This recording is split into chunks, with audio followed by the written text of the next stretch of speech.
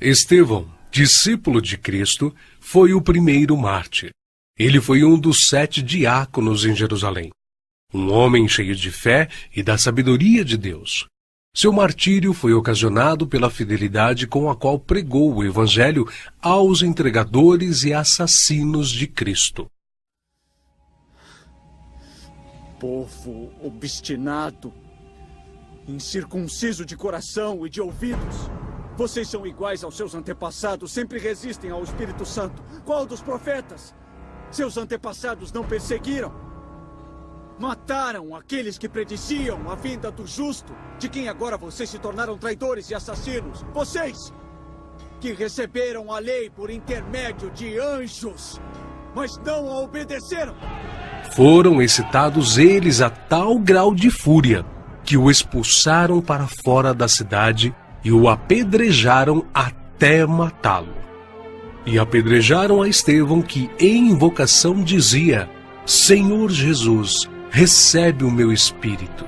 E pondo-se de joelhos, clamou com grande voz: Senhor, não lhes imputes este pecado.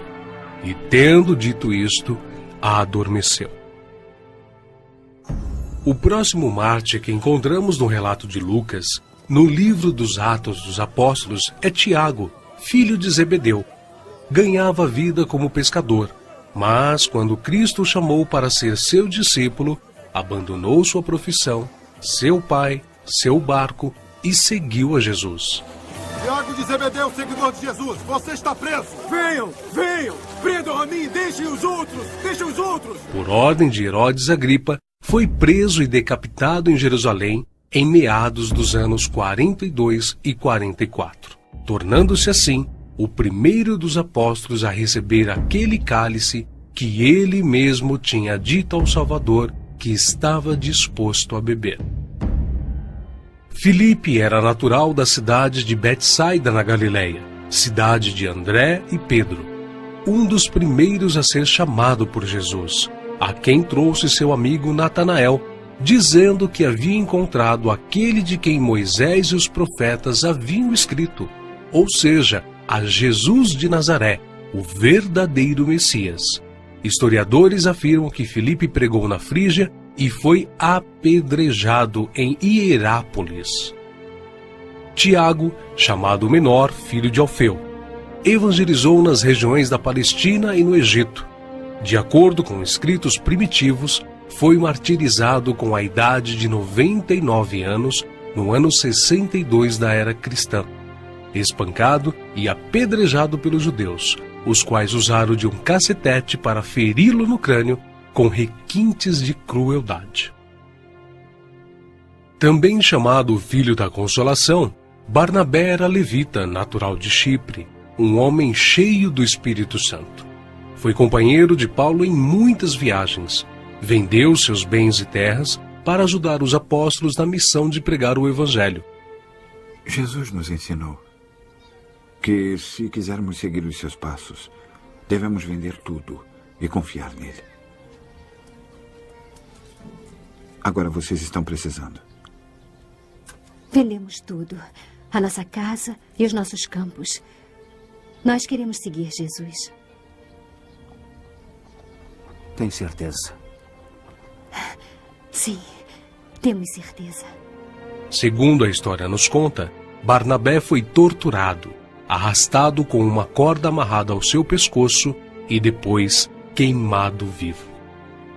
Evangelista Marcos. Foi ele quem, na companhia do apóstolo Pedro, escreveu o primeiro dos 4 evangelhos. Relatos contam que pagãos o arrastaram pelas ruas de Alexandria ao ponto de ser despedaçado. Simão Pedro era pescador em Cafarnaum, onde morava com sua sogra. Seu irmão André o levou até Cristo.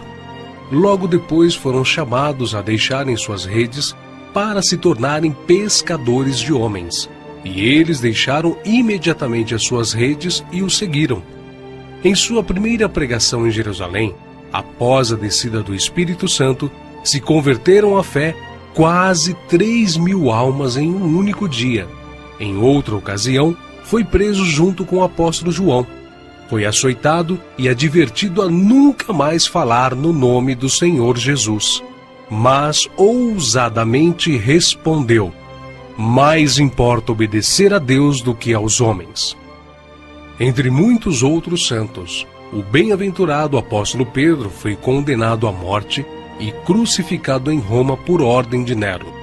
A história relata que ele mesmo pediu para ser crucificado de cabeça para baixo, porque se considerava indigno de ser crucificado da mesma forma que o seu Senhor. Saulo, depois nomeado Paulo, nasceu na cidade romana de Tarso. Era de descendência judaica, hebreu da tribo de Benjamim.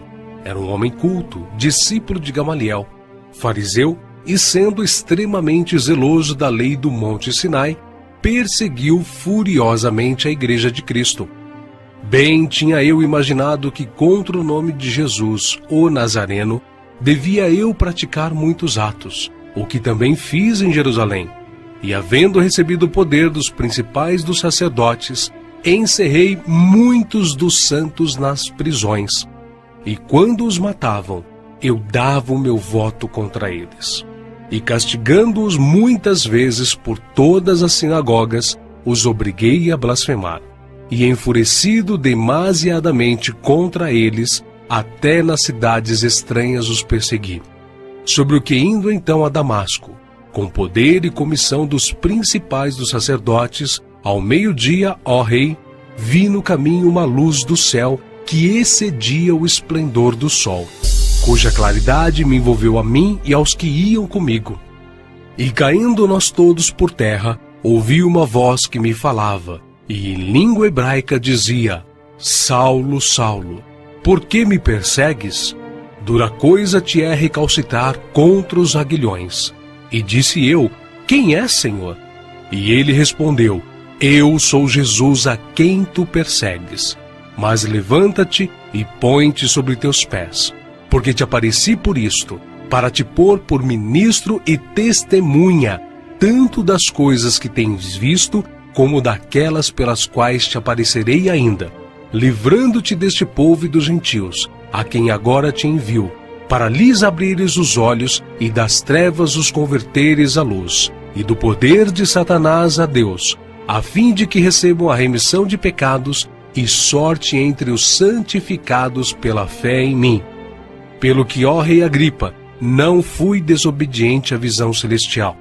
Antes, anunciei primeiramente aos que estão em Damasco e em Jerusalém, e por toda a terra da Judéia, e aos gentios, que se emendassem e se convertessem a Deus, fazendo obras dignas de arrependimento.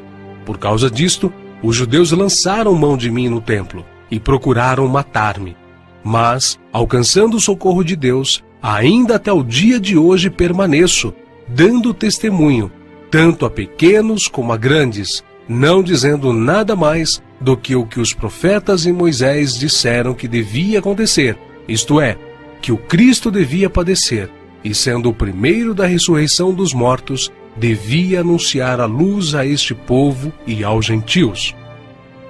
Paulo, que antes era perseguidor, passou a ser perseguido. De nobre, tornou-se pobre, ao ponto de passar fome, nudez, perigos e não ter pousada certa. Porque bem vos lembrais, irmãos, do nosso trabalho e fadiga, pois trabalhando noite e dia, para não sermos pesados a nenhum de vós, vos pregamos o Evangelho de Deus. Ele enfrentou e venceu pelo poder do Evangelho os espíritos malignos, os mágicos, os filósofos e os falsos profetas. Ele não temia homem algum, grande nem pequeno, nobre nem ignóbil, judeu nem grego, mas ensinava a palavra de Deus com toda a sinceridade, sem respeitar a aparência dos homens, para ser um servo de Cristo.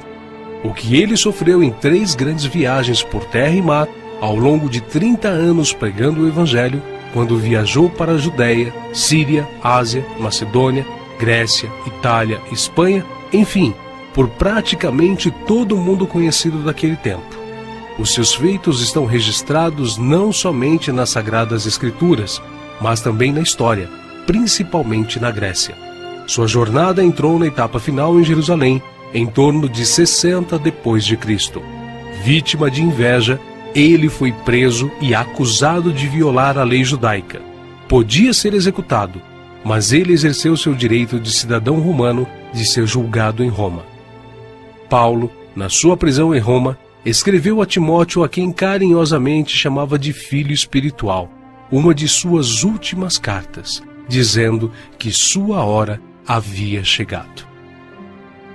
Porque eu já estou sendo oferecido por aspersão de sacrifício, e o tempo da minha partida está próximo. Combati o bom combate, acabei a carreira, guardei a fé. Desde agora a coroa da justiça me está guardada, a qual o Senhor, justo juiz, me dará naquele dia, e não somente a mim, mas também a todos os que amarem a sua vinda. Segundo os registros antigos, Paulo foi decapitado a mando do imperador Nero, mas suas cartas continuam vivas, testificando da verdade e do amor de Cristo até os dias de hoje.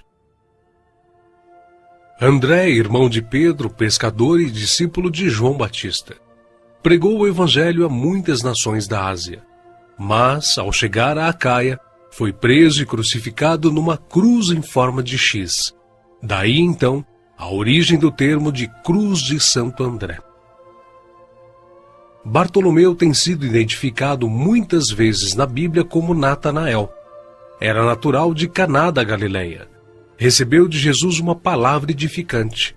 Eis aqui um verdadeiro israelita, em quem não há dolo. Exerceu seu ministério na Anatólia, Etiópia, Armênia, Índia e Mesopotâmia. Foi esfolado vivo e crucificado de cabeça para baixo na Armênia. Tomé, também chamado Dídimo, era nativo da Galileia. Só acreditou na ressurreição de Jesus depois que viu as marcas da crucificação. Segundo a tradição, sua obra de evangelização se estendeu à Pérsia e Índia. Consta que seu martírio se deu por ordem do rei de Milapura, na cidade indiana de Madras, no ano 53 da era cristã. Foi lançado em uma fornalha. Mateus, filho de Alfeu, também chamado de Levi. Mateus foi cobrador de impostos, um publicano nos domínios de Herodes Antipas, em Cafarnaum. Os publicanos eram odiados pelos judeus, os quais consideravam esta profissão desonesta, pelo fato de se sentirem obrigados a terem que pagar impostos aos romanos. Mateus ganhava vida nesta profissão, mas Cristo o encontrou, ordenando-o que o seguisse. Mateus então abandonou seu emprego público, deixando tudo para seguir ao Senhor. Escreveu seu evangelho na língua hebraica, que foi depois traduzido para o grego por Tiago o Menor. Mateus percorreu a Judéia, a Etiópia e a Pérsia, pregando e ensinando. Segundo alguns historiadores, ele foi cravado na terra e decapitado na Etiópia. Simão Zelote era um homem que pertencia a um grupo de pessoas insurgentes, revolucionários contra o governo de Roma. Foi crucificado no fim da perseguição iniciada por Nero. Matias foi escolhido pelos apóstolos a preencher a vaga deixada por Judas. Quanto ao seu martírio, alguns escritores afirmam que os judeus o acusaram de ter blasfemado contra a lei e contra Moisés, sendo por isso sentenciado pelo sumo sacerdote a ser amarrado numa cruz e apedrejado, e por último, decapitado.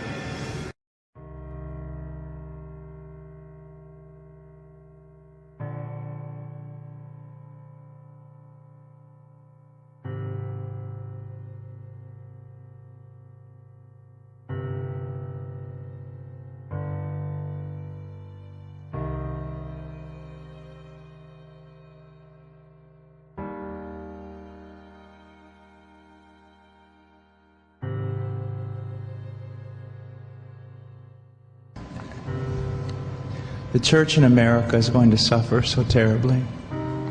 And we laugh now, but they will come after us. They will come after our children.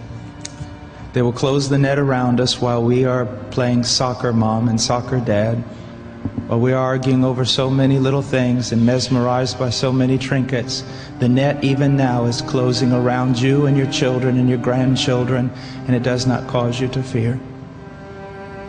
You will be isolated from society, as has already happened. Anyone who tries to run for office who actually believes the Bible will be considered a lunatic until finally we are silenced.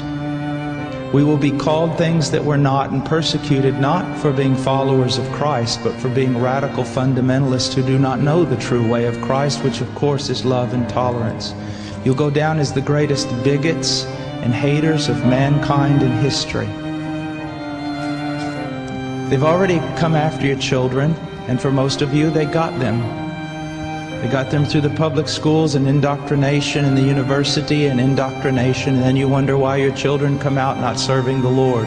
It's because you fed them right into the devil's mouth. So little by little the net is closing around, and then it's not little by little. Look how fast things are going downhill just in a matter of weeks. Matter of weeks. But at the same time, know this: persecution is always meant for evil, but God always means it for good.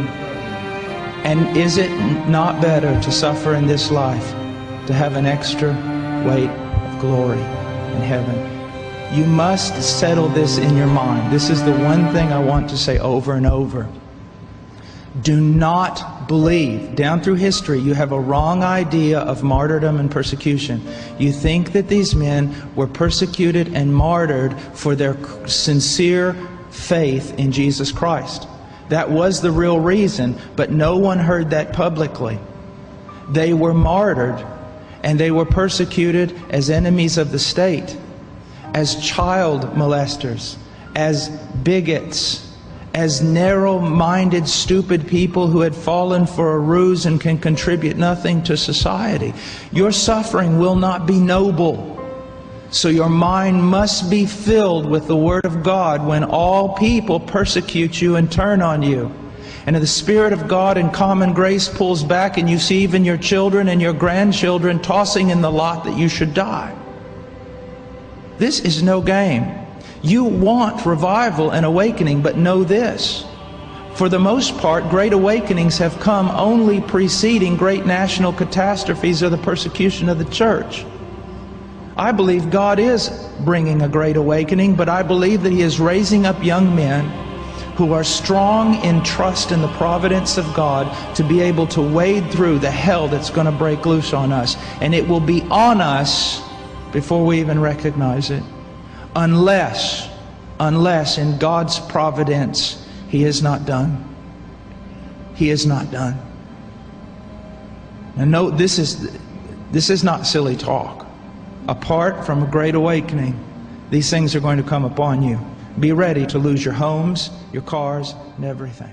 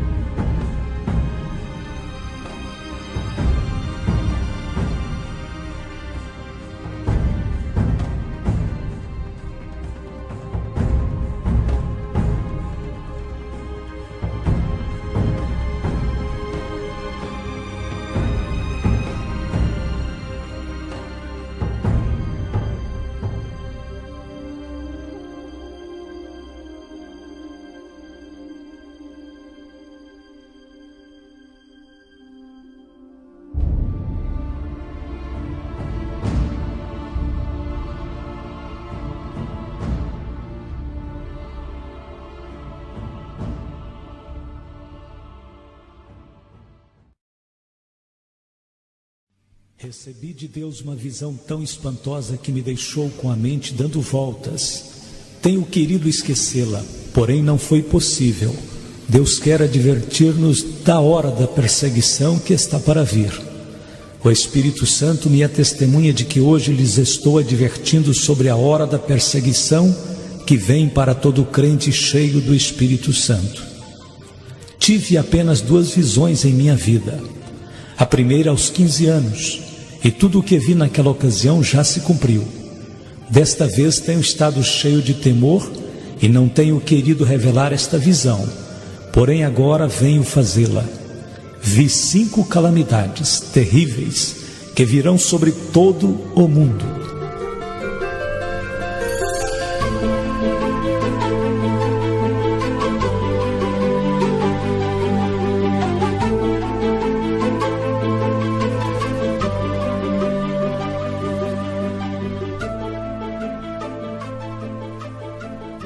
Em primeiro lugar, uma confusão econômica que afetará o mundo todo. Vi que se passaram alguns anos de prosperidade e em seguida virá essa crise econômica que afetará o modo de viver de toda pessoa sobre a terra. Os economistas mundiais não poderão explicar o que está acontecendo. Começará na Alemanha, se estenderá ao Japão e por fim aos Estados Unidos. Corporações grandes, sérias, bem conhecidas, desmoronarão, irão à falência. Muitas igrejas sofrerão a bancarrota e muitos projetos missionários desaparecerão. Uma das mensagens mais claras que recebi de Deus em minha vida é esta: usa os anos bons que restam, preparando-te para a crise financeira. Põe tua casa em ordem, porque vêm tempos difíceis.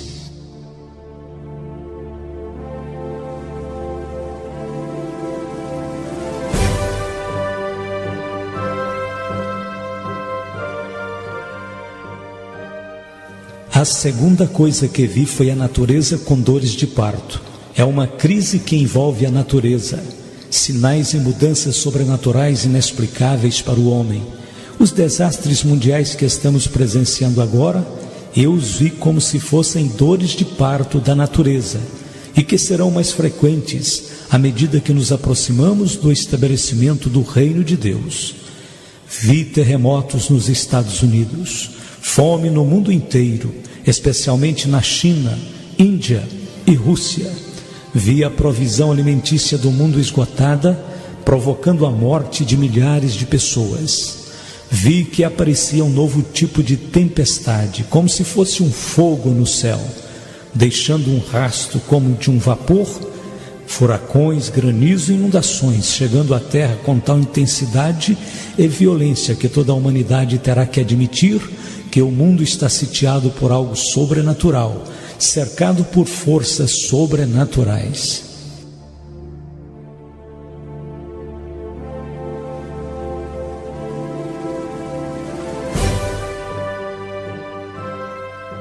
A terceira coisa que vi foi um batismo de imundícia nos Estados Unidos. Vi a profecia de Naum cumprida em um futuro muito próximo. E lançarei sobre ti coisas abomináveis, e te envergonharei, e pôr-te-ei como espetáculo. Naum 3, verso 6. Isto quer dizer que os programas de televisão serão da pior espécie. Também quer dizer que as bancas de revistas estarão saturadas de revistas imundas. Também quer dizer que a educação sexual nas escolas será reanimada, com filmes demonstrando detalhes do ato matrimonial. Satanás vomitará toda a imundícia do inferno, em tão grande grau que será como nos dias de Ló.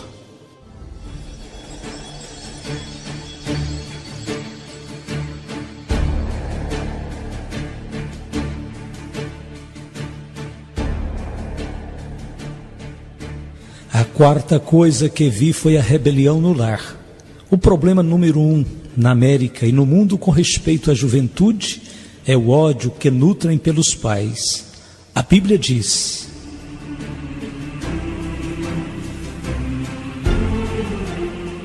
e os inimigos do homem serão seus próprios familiares. Mateus capítulo 10, verso 36. Os pais serão traídos.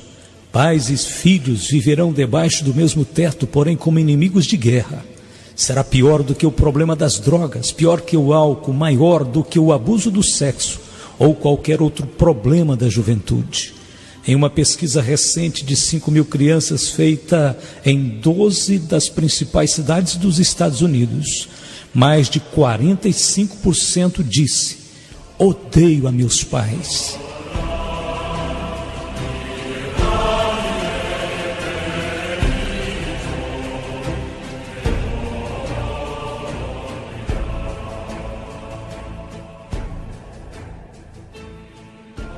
A quinta coisa será a perseguição contra os cristãos que verdadeiramente são cheios do Espírito Santo e que amam a Jesus Cristo.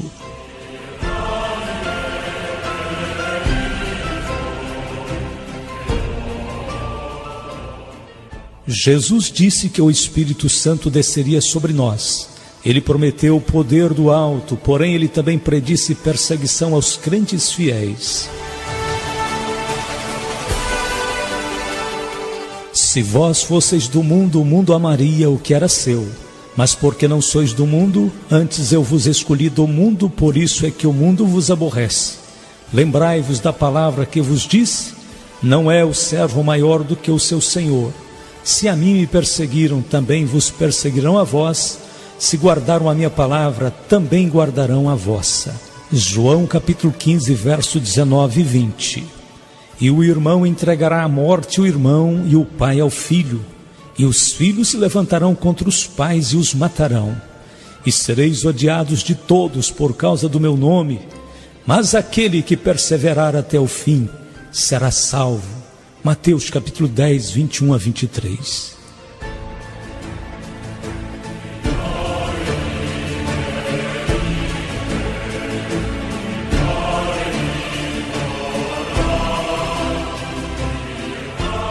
O propósito que vejo nesta perseguição é que virá para separar os crentes verdadeiros dos falsos.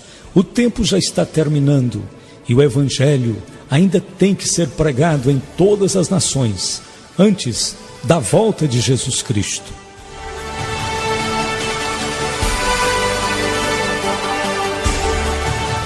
A palavra de Deus escrita em 2 Timóteo, capítulo 3, verso 12, será cumprida. E também todos os que piamente querem viver em Cristo Jesus padecerão perseguições. O que o Espírito Santo me revelou em visão quanto à perseguição, vejo uma onda de perseguição em um grau que a humanidade jamais experimentou. Vejo-a subir como se fora um monstro do mar. Revela-se em um tempo quando a liberdade de religião aparenta ter chegado ao seu auge. Se estenderá pelos Estados Unidos, Canadá, o mundo inteiro, e por fim será como uma espécie de loucura. Esta loucura já está presente.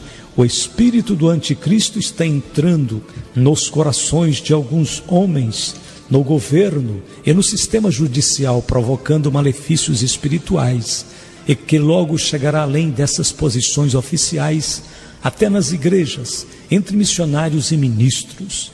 Vejo que se avizinha o tempo quando a maioria dos projetos missionários, programas de rádio e televisão, as sociedades missionárias serão admoestadas e vigiadas tão severamente por agências do governo que terão temor de prosseguir em suas atividades.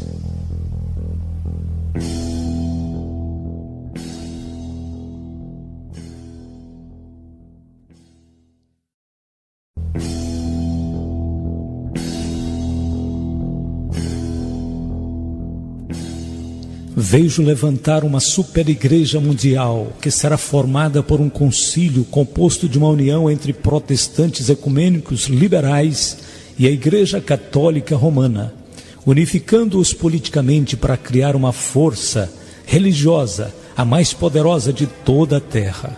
Esta superigreja utilizará o nome de Jesus Cristo livremente, porém na realidade será anticristã e política em muitas das suas atividades. Terá ministérios sociais e filantrópicos. Seus líderes falarão que estão suprindo as necessidades da humanidade. Mas, de repente, haverá uma cadeia de acontecimentos misteriosos. Precisamente no tempo quando se começa a acreditar que o movimento ecumênico chegou ao fim, aparecerá esta cadeia de acontecimentos como um meio para esta união. Roma insistirá em receber privilégios da parte dos líderes protestantes ecumênicos. O Papa se considerará como um líder político em vez de um líder espiritual nesta união de igrejas. Vejo um exército de profissionais invadindo os postos influentes nesta superigreja. Serão gente ímpia, povo do anticristo, obcecados com a ideia de que esta superigreja chegará a ser uma grande força política apta para enfrentar quem se oponha à sua ação.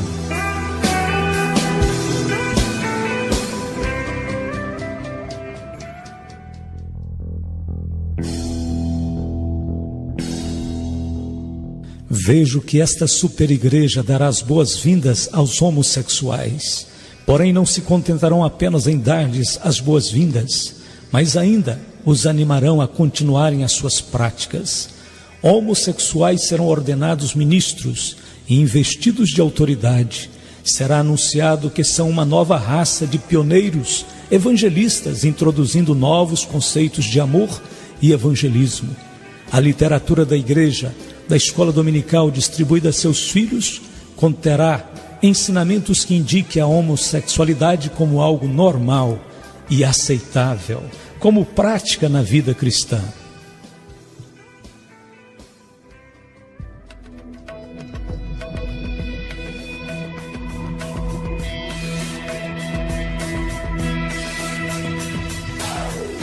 Em alguma dessas igrejas haverá algumas pessoas que dançarão despidas.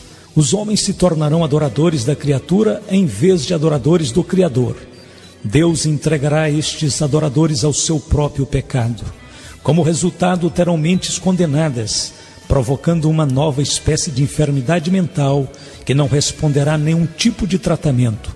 Outra coisa será a prática do ocultismo dentro da igreja.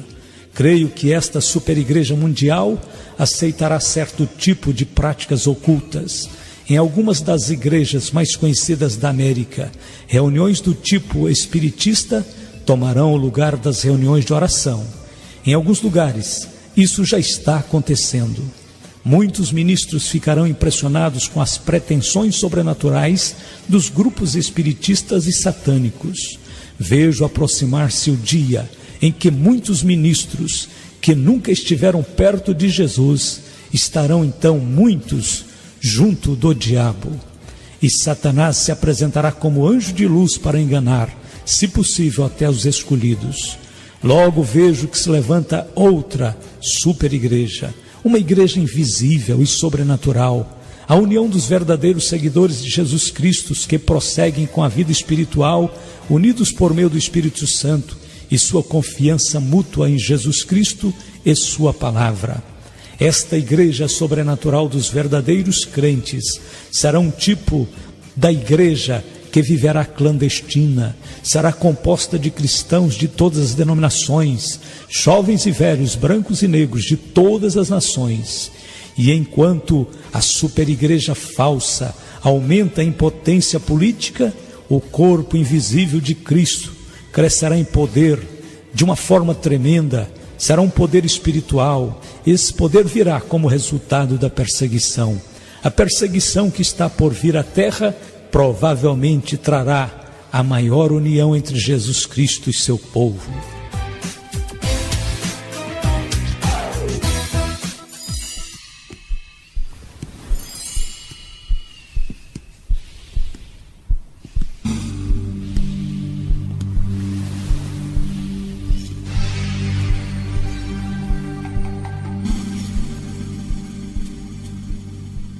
Vejo agora a perseguição à pregação do Evangelho feita através dos meios de divulgação.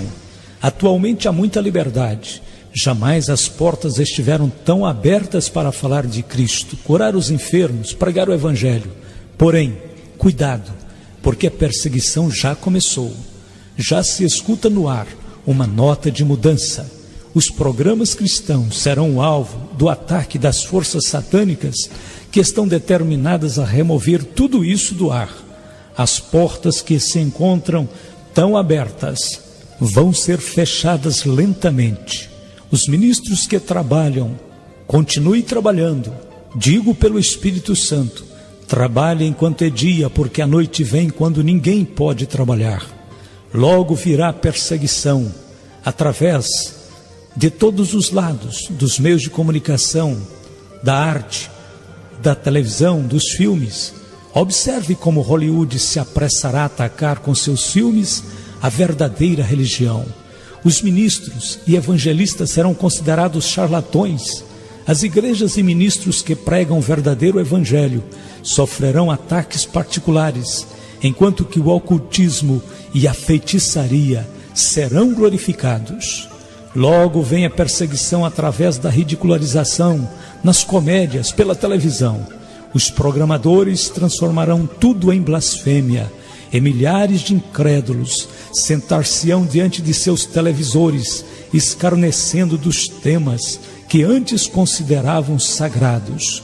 Por toda parte se verão coisas que desagradam a Cristo, que profanam o seu sangue e que vão glorificar ao próprio diabo.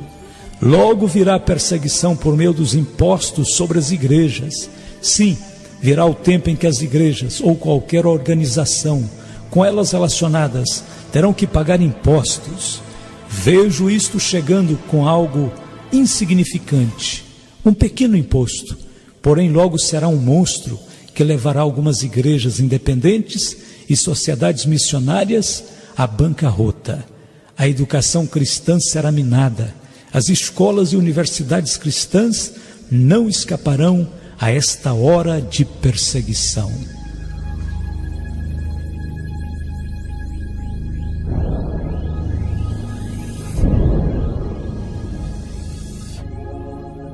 Haverá repetidos ataques políticos e problemas agudos de finanças. O corpo estudantil estará de uma maneira inexplicável inquieto. De maneira muito marcante, faltarão com respeito aos seus líderes. A faculdade estará infiltrada por professores que serão armas nas mãos de Satanás para minar os fundamentos da fé. Satanás tentará arrancar a direção dessas escolas e instituições das mãos dos verdadeiros homens de Deus e colocá-las nas mãos de liberais que os levarão ao agnosticismo. Os líderes das instituições educacionais cristãs devem preparar-se para tempos difíceis, tanto monetária como espiritualmente. Vem o tempo quando não será popular pertencer a Jesus Cristo. A perseguição vem para separar as ovelhas dos bodes. Os que estão só buscando emoção regressarão às suas drogas, outros a praticar o ocultismo. Esta juventude de adoradores de Satanás está começando a criar clubes de ódio a Cristo. Atualmente já existem alguns. Tu que fazes parte da revolução de Jesus Cristo, prepara-te para a perseguição que enfrentarás através dos clubes que odeiam a Cristo e que se encontram em tuas escolas. Em muitos lugares, esta juventude que segue proclamando a Jesus Cristo será apedrejada por outros de sua mesma idade. Esta revolução contra Jesus será dirigida pessoalmente pelo diabo e por aqueles que estão entregues a adorá-lo.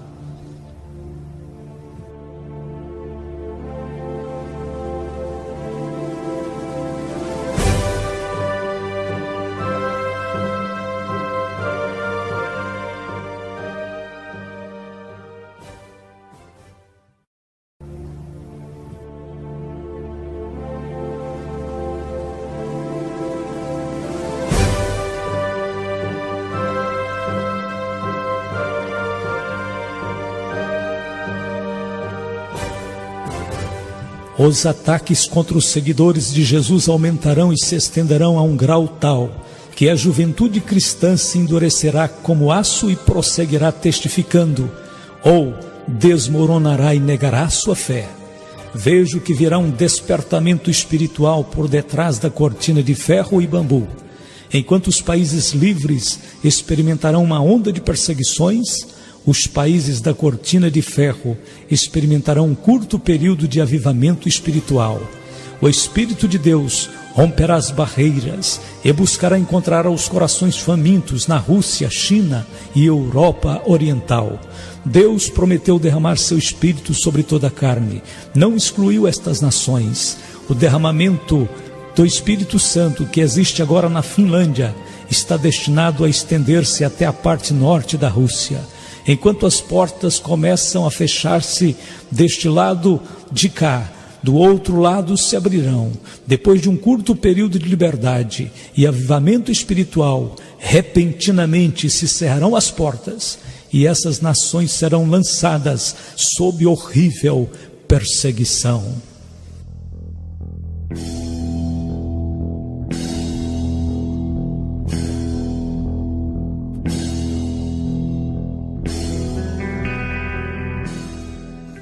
Os cristãos japoneses e coreanos serão usados por Deus para alcançar milhões de vidas na China.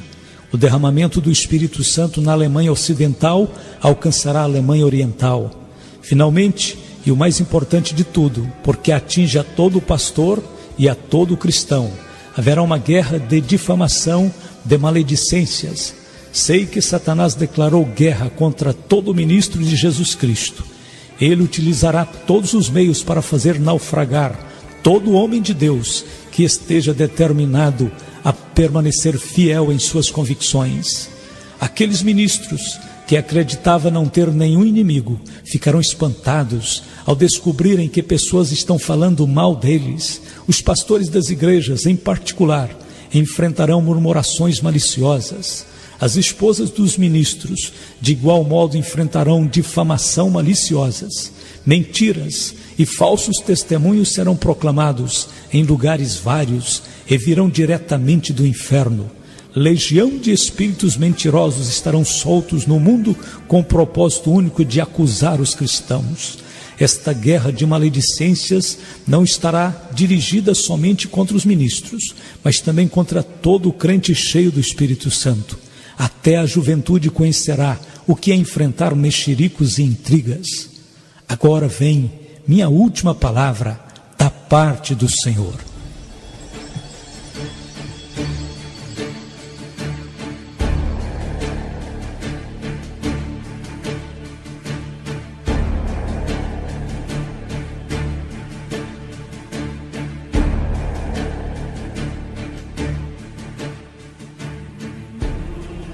Tenho sido um pregador positivo. Não costumo pregar sobre o juízo. Porém, amigos, é impossível pregar, falar sobre a volta de Jesus antes que teus olhos sejam abertos e contemples tudo o que está acontecendo à nossa volta. O Senhor disse: ora, quando estas coisas começarem a acontecer, olhai para cima e levantai as vossas cabeças, porque a vossa redenção está próxima. Lucas 21, 28. Quando recebi esta visão de calamidades, me espantei de tal maneira que meus olhos estavam fixos em Deus e passei noites em claro. Surgiram várias perguntas. Como vamos fazer tudo o que devemos quando há tantos que te estão deixando e estão se escondendo por temer que o barco afunde? Que faremos, Senhor? Entregamos este mundo inteiro ao diabo e deixaremos que ele faça o que quiser? Pagamos nossas contas e compramos um pequeno rancho e escapamos esperando que passe a tormenta e venham dias melhores? Simplesmente nos damos por vencidos? Amados, é necessário que saibais que o Espírito Santo me disse apenas 7 palavras, porém tão poderosas que despertaram em mim uma gloriosa esperança e tanta fé que acordei gritando. Estas palavras estão queimando em meu coração. São elas: Deus tem tudo debaixo de seu controle. Deus tem tudo debaixo de seu controle. Ele tem a natureza debaixo de seu controle. Quando ouvimos falar de terremotos, fomes, epidemias, inundações, parece que a natureza está fora de controle. Porém, a palavra de Deus nos diz claramente que tudo isto aconteceria. O Filho de Deus tem tudo sob o seu controle, porque dias virão, diz o Espírito Santo, não temas a fúria da natureza. Deus também é rei das inundações, e tu contemplarás as inundações, e os terremotos, e as tormentas, e dirás: é meu Deus que está falando. Deus está falando, está advertindo, está dizendo: prepara-te.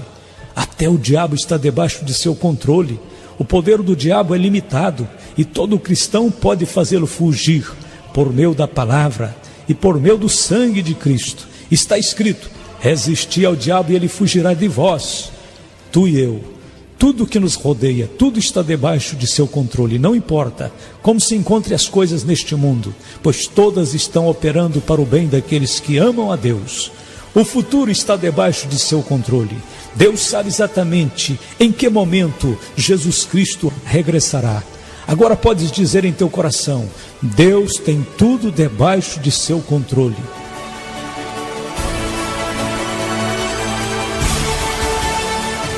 Terminou a minha visão. Muitos querem continuar sentados diante de uma televisão, ir a alguns cultos e aplaudir e cantar sobre as coisas de Deus. Porém, amados, é tempo de reconhecer que o fim está à porta. Esta é a hora sobre a qual tens ouvido pregar. Muitos estão acomodados, não sabendo nem o que está se passando. Amados, Jesus está voltando. Jesus Cristo vem e está pondo a sua casa em ordem. Assim tem dito o Senhor.